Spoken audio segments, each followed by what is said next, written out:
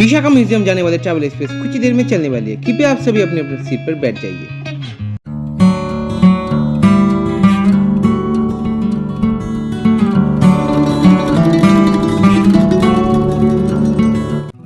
Vishakha museum या Visakhapatnam municipal corporation museum, जिसे आज के दिनों में वाइजैक मैरीटाइम म्यूजियम के नाम से भी जाना जाता है, भारत के आंध्र प्रदेश में अवस्थित विशाखापत्तनम पर विशाखा म्यूजियम है एक लौता ऐतिहासिक और सामुद्रिक नौसेना का म्यूजियम। आंध्र प्रदेश के तत्कालीन मुख्यमंत्री एन जनार्दन रेड्डी के हाथ 8 अगस्त 1991 में विशाखापत्तनम के बीच रोड के पास कुल 5 एकड़ जमीन पर विशाखा म्यूजियम का जन्म हुआ।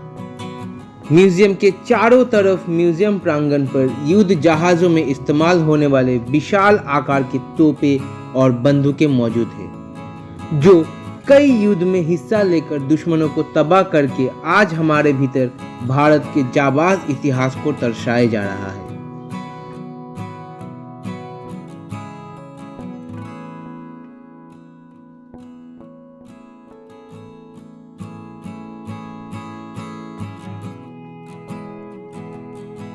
वही विशाखा म्यूजियम प्रांगण के दूसरे तरफ युद्ध जहाजों में इस्तेमाल होने वाले छोटे बड़े मिसाइल बम मौजूद है, जिनमें शामिल है पानी के नीचे से हमला करने वाले टॉर्पीडो मिसाइलें, वाटर माइन, पानी के नीचे से हवाई हमला करने वाले मिसाइलें, हवाई रास्ते से पानी में हमला करने वाले मिसाइलें, जो कभी किसी न किसी युद्ध में हिस्सा ले चुका है, और अंत में एक बेजान शरीर के साथ हमारे सामने मौजूद है उन्हीं सब इतिहासों को और भी बेहतरीन तरीके से रूबरू करवाने के लिए, ताकि हमें हमारे भारत के ऊपर गर्व महसूस हो, ताकि हमें हमारे भारत के बेहतरीन जाबाज सेनाओं के ऊपर गर्व महसूस हो सके।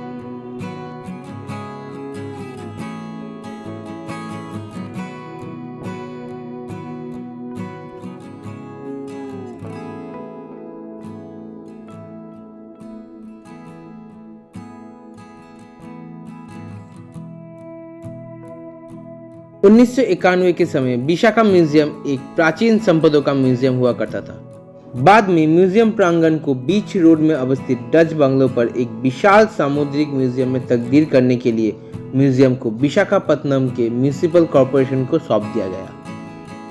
1991 से 2004 तक तो विशाखा म्यूजियम विशाखापत्तनम के प्राचीन संपदों का ही म्यूजियम हुआ करता था। फिर 4 दिसंबर 2004 में लगभग 30 लाख खर्च करके विशाखा म्यूजियम को मैरीटाइम म्यूजियम में तब्दील किया गया। इस दौरान विशाखापत्तनम के इस म्यूजियम पर प्राचीन संपदों को इन्हीं डच बंगलों में रखा गया था। बाद में म्यूजियम को सामुद्रिक म्यूजियम में तब्दील करने से विशाखापत्तनम म्यूनिसिपल कॉर्पोरेशन के द्वारा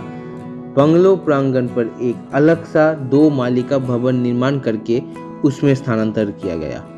ताकि बड़े और भारी भरकम जहाजों से मिलता जुलता सामग्री को नीचे बंगलों पर रखा जा सके और हमें उन सभी के बारे में अच्छे से जानकारी हो सके। इस प्राचीन म्यूजियम में रखे प्राचीन सामग्री जैसे बड़े चित्रकारों के बनाया हुआ चित्रकलाएं, जापानी पुतले, पुराना कैमरा, पुराना ग्रामोफोन, पुराना वाद्य यंत्र, अलग अलग देशों का प्राचीन मुद्राएं, एक बेहद पुराना पालकी, गोला बारूद, बंदूकें, इसके अलावा अलग अलग युद्ध में इस्तेमाल हुए तलवार, विशाखापत्तनम शहर का पुराना तस्वीर जैसे बहुत से प्राचीन सामग्री के होते विशाखा म्यूजियम को एक प्राचीन म्यूजियम कहा जा सकता है।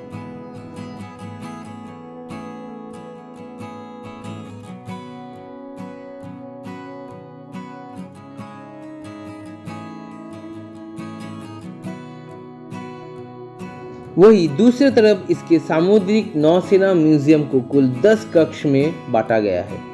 जिसके पहले वाले कक्ष में है नेवी में इस्तेमाल होने वाले अस्त्र शस्त्र, वही दूसरे कक्ष में है नाव में इस्तेमाल होने वाले पथ प्रदर्शन यंत्र, तीसरे कक्ष में है जहाज चलाने का सामग्री,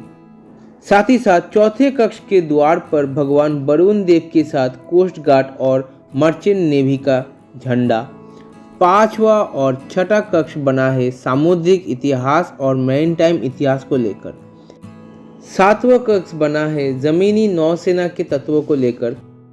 8वें कक्ष पर है नौसेना का बर्फ से बना कलाएं, 9वें कक्ष पर है पनडुब्बी को लेकर, जहां पाकिस्तानी सबमरीन गाजी का टूटा हुआ मलबा भी मौजूद है। वही आखिरी में 10वां कक्ष बना है नौसेना का युद्ध करने का कौशल और तत्वों को लेकर। इन्हीं सारे कीमती और बेहद ऐतिहासिक सामुद्रिक सामग्री के होते विशाखा म्यूजियम को मेरीटाइम म्यूजियम के नाम से भी जाना जाता है।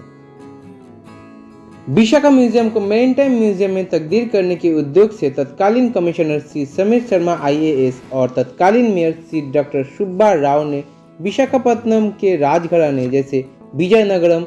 समस्थानायम, कोलमपुरी स्टेट, अंकितम house, Visakhapatnam port, Hindustan shipyard, Andhra विश्वविद्यालय, वही नेवी से इन्हीं सब प्राचीन ऐतिहासिक चीजें इकट्ठा करके आंध्र प्रदेश के मुख्यमंत्री N. जनार्दन रेड्डी के हाथों 4 दिसंबर 2004 में विशाखा म्यूजियम का नया रूप से हमारे लिए सामने लाया गया।